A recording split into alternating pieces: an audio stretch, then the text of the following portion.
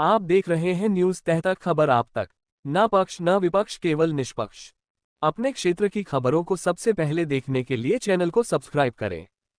पहासू में विराट हिंदू सम्मेलन का आयोजन, महामंडलेश्वर रूपेंद्र प्रकाश जी महाराज ने की शिरकत। बुलंदशहर जनपद के कस्बा पहासू स्थित सरस्वती विद्या मंदिर इंटर कॉलेज में विराट हिंदू सम्मेलन का आयोजन किया गया। सम्मेलन में महामंडलेश्वर स्वामी रूपेंद्र प्रकाश जी महाराज मुख्य अतिथि के रूप में शामिल हुए। कार्यक्रम में हिंदू समाज के सैकड़ों लोग उपस्थित रहे। इस अवसर पर महामंडलेश्वर रूपेंद्र प्रकाश जी महाराज ने अपने संबोधन में कहा कि वर्तमान समय में राजनीतिक पार्टियां हिंदुओं को जातिवाद के नाम पर बांटने का कार्य कर रही हैं। उन्होंने कहा कि हिंदू समाज को एकजुट रहने की आवश्यकता है। यदि परिवार मजबूत होगा तो हिंदू समाज भी मजबूत बनेगा। महामंडलेश्वर ने समाज को सतर्क रहने की अपील करते हुए कहा कि कुछ तत्वों से सावधान रहना जरूरी है ताकि समाज की बहन बेटियां सुरक्षित रह सकें। उन्होंने हिंदू समाज से आपसी एकता और जागरूकता बनाए रखने का आह्वान किया। इसके साथ ही महामंडलेश्वर रूपेंद्र प्रकाश जी महाराज ने यूजीसी कानून को लेकर भी अपनी प्रतिक्रिया दी। उन्होंने कहा कि सरकार को इस कानून पर पुनर्विचार करना चाहिए और इसे समाप्त किया जाना चाहिए, तभी समाज स्वयं को सुरक्षित महसूस कर सकेगा। सम्मेलन के दौरान वक्ताओं ने हिंदू संस्कृति, सामाजिक एकता और पारिवारिक मूल्यों पर अपने विचार रखे। कार्यक्रम शांतिपूर्ण ढंग से संपन्न हुआ।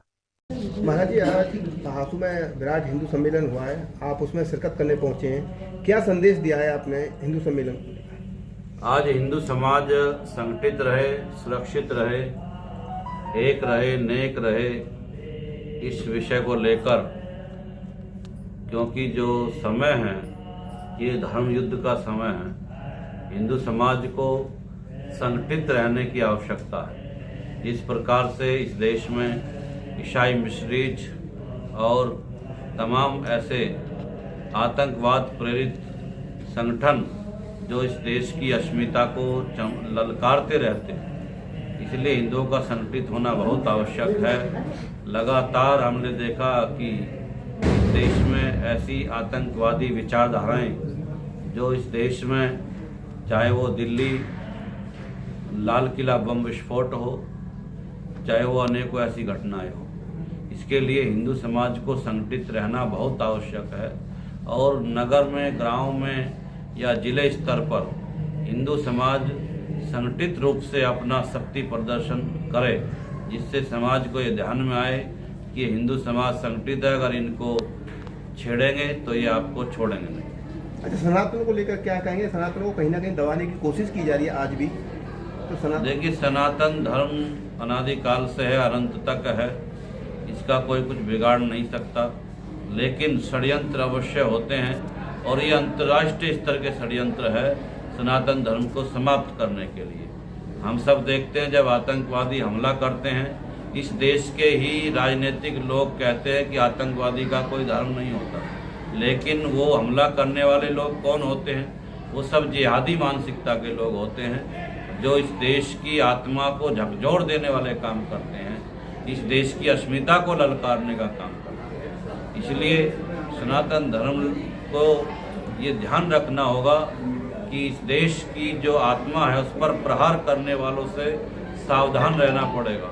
आज जिहादी मानसिकता के लोगों ने हमारे मठ मंदिरों को, उनके आसपास अपनी आबादी बढ़ाकर उनकी अस्मिता को ललकारने का काम किया है। ये शासन प्रशासन को ध्यान रखना होगा कि देश की जो सार्वजनिक संपत्तियां हैं, चाहे वो रेलवे स्टेशन हो, चाहे बस स्टैंड हो, चाहे वो डिग्री कॉलेज हो, चाहे वो एयरपोर्ट हो, उसके आसपास की जितनी भी मज़ारें हैं उनको हटा देना चाहिए।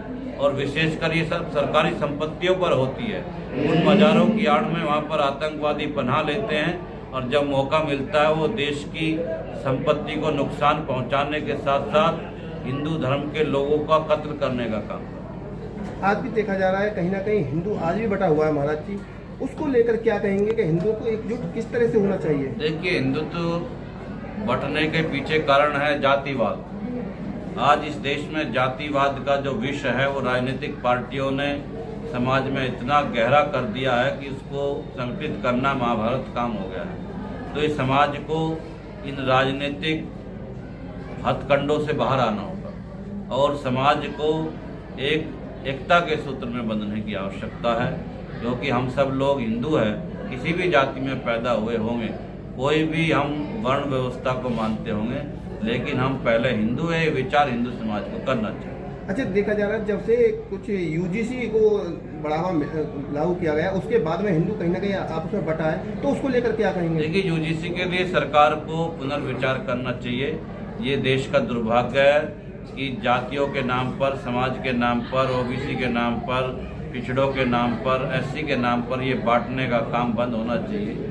समाज में इसका बहुत नुकसान होता है और ये भारत सरकार को क्योंकि आप सबको जानकारी होगी कि ये माननीय उच्चतम न्यायालय के निर्देश के क्रम में ये यूजीसी लागू हुआ है, तो इसकी पुनर्समीक्षा सरकार को करनी चाहिए और पार्लियामेंट में इसके लिए एक बिल लाकर इसको समाप्त करना चाहिए।